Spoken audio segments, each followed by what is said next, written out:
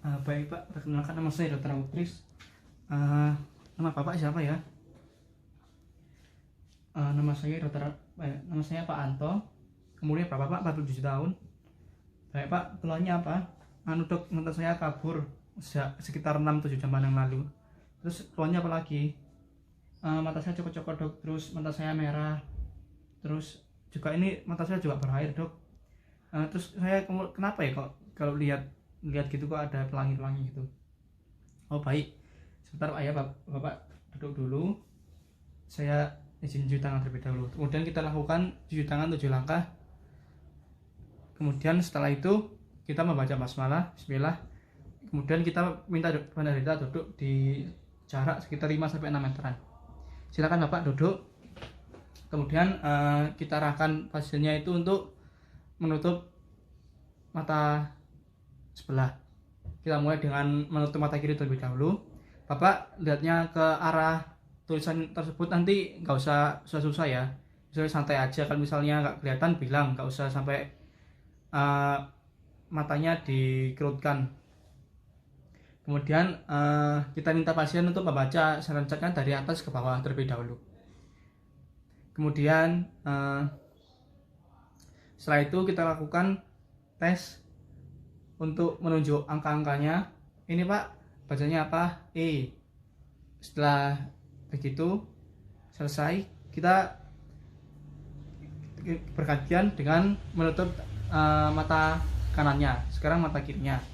Seperti yang tadi, kita ulang dari atas ke bawah. Kemudian setelah melakukan tes itu kita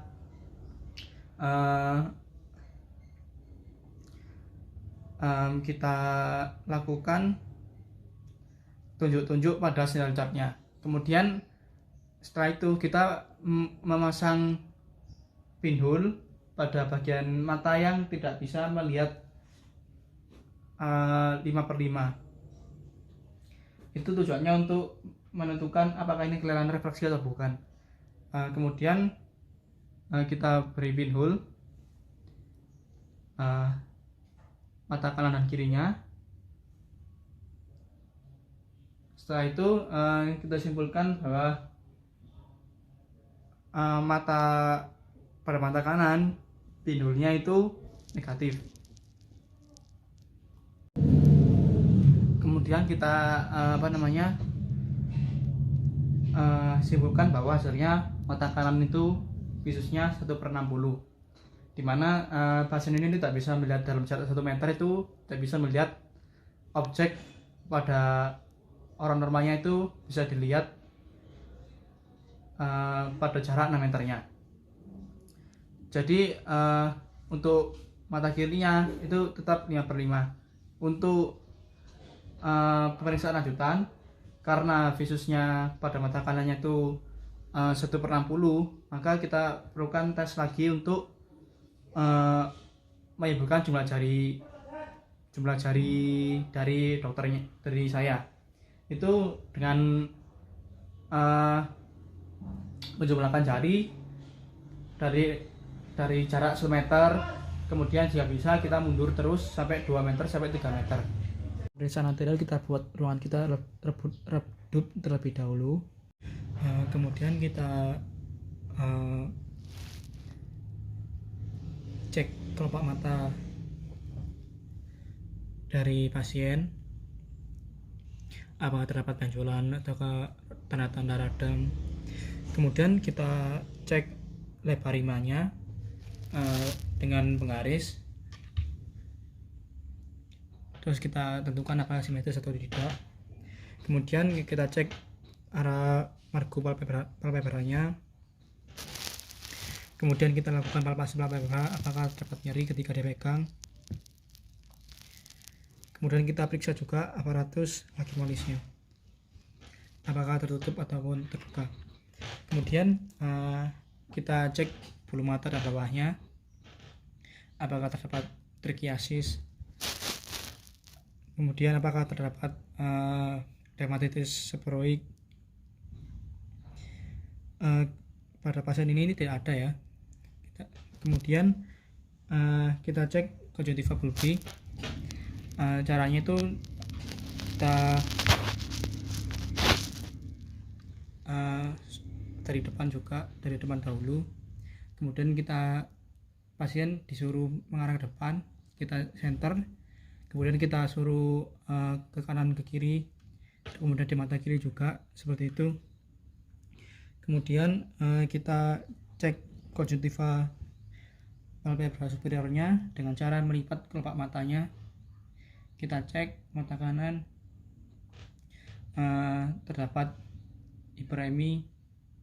Kemudian kita cek konjungtiva yang inferior dengan menekan kelopak bawahnya.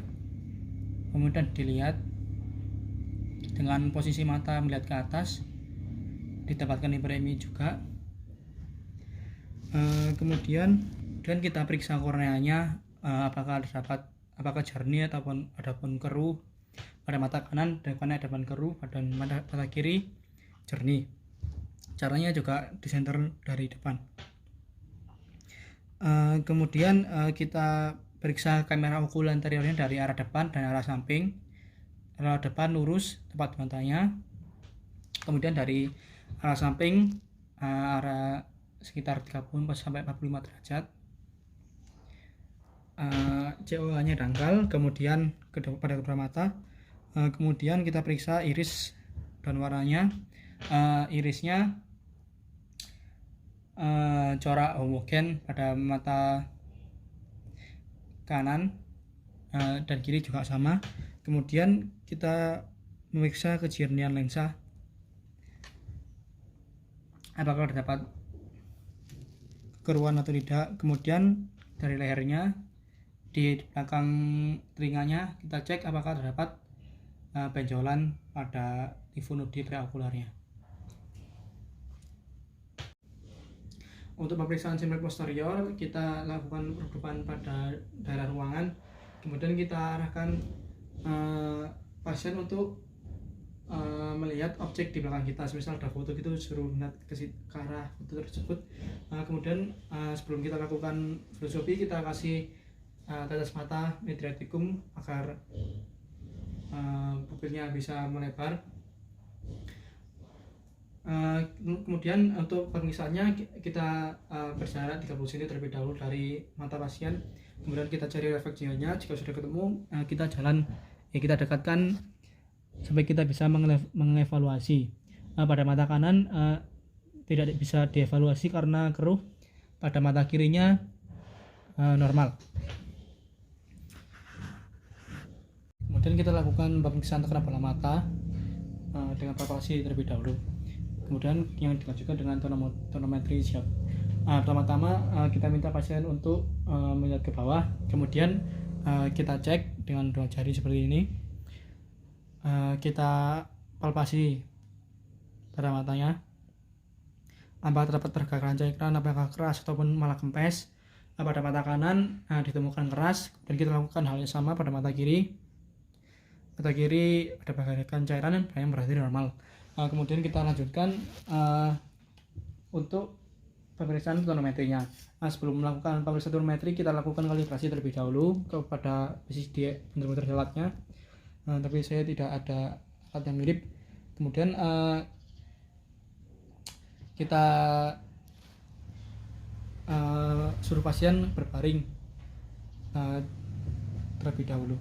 Sebelum melakukan pemeriksaan odometri, kita beri anestesi dengan bantu kain pada kedua matanya, pada mata kanan dan mata kiri. Tapi mengikuti mana terlebih dahulu.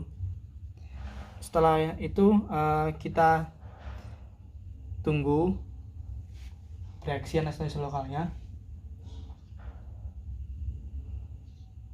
Kemudian kita minta penderita untuk melihat ke arah titik di atasnya. Kemudian dengan ibu jari dari pasien divisuasi. Kemudian kita buka kelopak mata. Kemudian kita letakkan tonometrinya tepat di korneanya.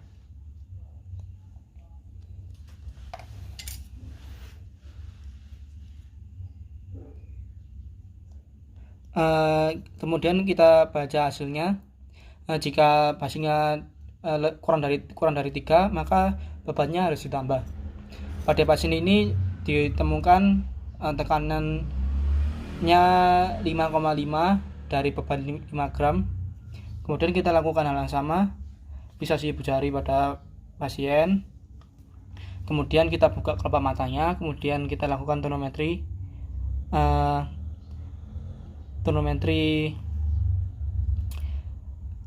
Terus kemudian kita cek hasilnya dengan beban paling awal 5,5 terlebih dahulu. Hasilnya normal pada mata kirinya. Kemudian angkat tonometrinya, kemudian kita bersihkan.